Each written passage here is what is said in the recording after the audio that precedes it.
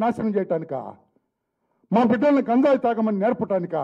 మా బిడ్డల్ని సారా మత్తులో ముంచటానికా? మా ఆడపిల్లలు స్వేచ్ఛగా తిరిగే హక్కు లేదా? What is this nonsense? ఎక్కడికి వెళ్ళాలి? నాకు చాలా బాధేసింది ఆమె. ప్లీజ్, ఎందుకు ఆమె చేయి నరుకోవాల్సి వచ్చింది? ఆటవిక సమాజంలో ఉన్నావా, ఆధునిక సమాజంలో ఉన్నాం మనం? ఆటవిక సమాజానికి మారు పేరు 5 ఏళ్ల జగన్మోహన్ రెడ్డి గారి పరిపాలన అంటాను. కాదని చెప్పే ధైర్యం ఎవరికైనా వైసీపీ నాయకులకు ఉందా? మీరు చెప్పగలరా ముఖ్యమంత్రి గారు? ఈ రోజున ఈ కోపూరి శ్రీలక్ష్మి గారు ఢిల్లీ పురవేతుల్లో బొటన వేలు నరుక్కుందామె. ఎందుకు నరుక్కున్నామని అడిగాను నేను ఇప్పుడు నా రూమ్కి వస్తే. ఆమె జగన్మోహన్ రెడ్డి గారికి, వారి ప్రభుత్వానికి, వారి పార్టీకి కళ్ళు తెరిపించడం కోసం, మీ కళ్ళు తెరవటం కోసం ఆమె చేయి నరుక్కోవాలండి? పీక్కోసుకోవాలా? జగన్మోహన్ రెడ్డి గారు సమాధానం చెబుతారా? ఈమె బొట్ల మీద అతికించగలరా మీరు? Can you bring back her thumb? అందుకే ఆటవిక పాలన అందించారు 5 ఏళ్లుగా మీరు రాష్ట్రంలో. ప్రజాస్వామ్య పరిపాలన కాదు మీరు అందించింది, రాజ్యాంగబద్ధమైన పరిపాలన కాదు మీరు అందించింది. వ్యవస్థలు అన్నిటి కూడా, పోలీసులు కూడా చాలామంది నిబద్ధత కలిగిన పోలీసులందరూ కూడా బాధపడుతున్నారు. ఏమి ఈ పరిపాలన అని చెప్పి. ఎవరో కొద్దిమంది మోచేతి నీళ్లు తాగేవాళ్ళు అనుకోవచ్చు, కానీ నిబద్ధత కలిగిన పోలీసు అధికారులు ఎక్కువ మంది ఉన్నారు ఇంకా రాష్ట్రంలో. కానీ వాళ్ళు బాధపడుతున్నారు, ఏమిటి పరిస్థితులు రాష్ట్రంలో అని. They are not given free hand.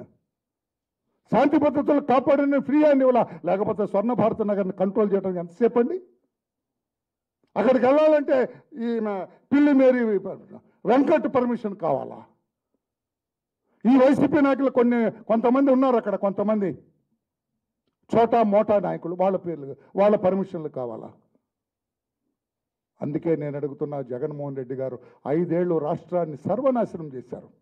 ఒక ఆటవిక సామ్రాజ్యంగా దీన్ని తయారు చేశారు.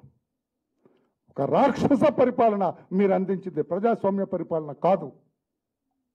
నేను మాట్లాడటం నాకు ఇష్టం లేదు, నేను ఇప్పుడు శ్రీమతి కోపూరి లక్ష్మి గారు, నేను పిలిపించాను, రమ్మని పిలిచాను. నేను, మీరు రాజకీయం అనుకోండి, ఏమని అనుకోండి, నేనైతే నా కులస్తురాలుగా పిలిచాను. నేను రాజకీయం కోసం పిలవలేదు. దీని ద్వారా ఏదో తెలుగుదేశం పార్టీకి లబ్ధి చేకూర్చాలని పిలవలేదు. సమాజం కళ్ళు తెరిపించాలి. జగన్మోహన్ రెడ్డి గారి పరిపాలన ఎలా ఉందో అమ్మాయితో చెప్పించాలి. ఆ కుటుంబానికి ఎంత పేరుందని. వాళ్ళ నాన్నగారు కృష్ణమూర్తి గారు, నామాల కృష్ణమూర్తి అంటే ఎంత పేరుండేది. మేము చదువుకునేటప్పుడు వినేవాళ్ళం. స్వాతంత్ర సమరంలో పాల్గొన్నాడు ఒక దళిత మాల కులానికి చెందిన నామాల కృష్ణమూర్తి గారు. స్వాతంత్ర సమరయోధుడు ఆయన. పేదవాళ్ళకి ఇళ్ల స్థలాలు కావాలన్నా అంటరానితనాన్ని నిర్మూలన చేయడం కోసం పాటుపడ్డ వ్యక్తి. ఆ రోజుల్లోనే అంటరానితనం ఉండటానికి లేదని చెప్పి పోరాటం చేసిన వ్యక్తి ఆ కుటుంబంలో నుంచి వచ్చింది. ప్రశ్నించటం నా జన్మ హక్కు అన్నది ఆవిడ.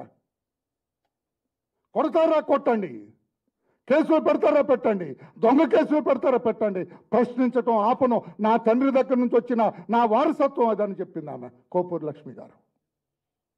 అందుకే ఇక్కడ హ్యూమన్ రైట్స్కి చెప్పింది నో యాక్షన్, పోలీసుకి చెప్పింది నో యాక్షన్, కలెక్టర్ గారికి చెప్పింది నో యాక్షన్, ఎస్పీ బంగ్లాకి వెళ్ళింది నాట్ అలౌడ్. ఇంకెక్కడికి వెళ్ళాలో తెలియక ఢిల్లీ వెళ్ళి ఆ పురవేదుల్లో చేయి నరుక్కుంది. ఆటవిక రాజ్యం కాదా మీది జగన్మోహన్ రెడ్డి గారు? ఆటవిక పరిపాలన కాదా మీది జగన్మోహన్ రెడ్డి గారు? దుర్మార్గ పరిపాలన కాదా మీది జగన్మోహన్ రెడ్డి గారు?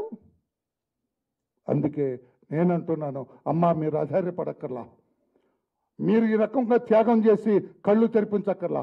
రాష్ట్ర ప్రజలందరికీ అర్థమైంది. అసలు నిన్నొక్కటే అడుగుతున్నాను నేను ఈ రోజున, పాత్రికేయులు అందరి సమక్షం, ఇంతమంది పాత్రికేయులు ఉన్నారు అక్కడ, వీళ్ళ సమక్షం